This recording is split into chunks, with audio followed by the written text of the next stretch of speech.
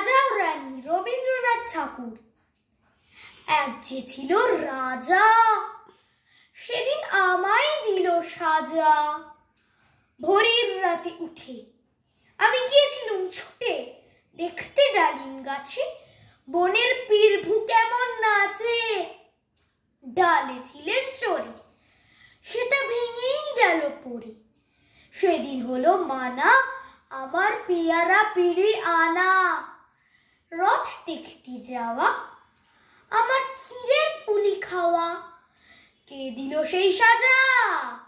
জানো কে ছিল সেই রাজা? এক যে ছিল রানী, আমি তার কথা সব মানি। সাজার খবর পেয়ে আমায় দেখলো কে বলছে, বললে না তো কিছু, কেবল মুখটি করে নিচু। আপন ঘরে গিয়ে সেদিন রইল আগল দিয়ে। হলো না তার খাওয়া কিংবা রথ দেখতে যাওয়া।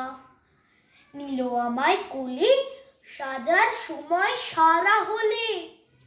গলা ভাঙা ভাঙা, তার চোখ দুখানি রাঙা। কে ছিল সেই রানী?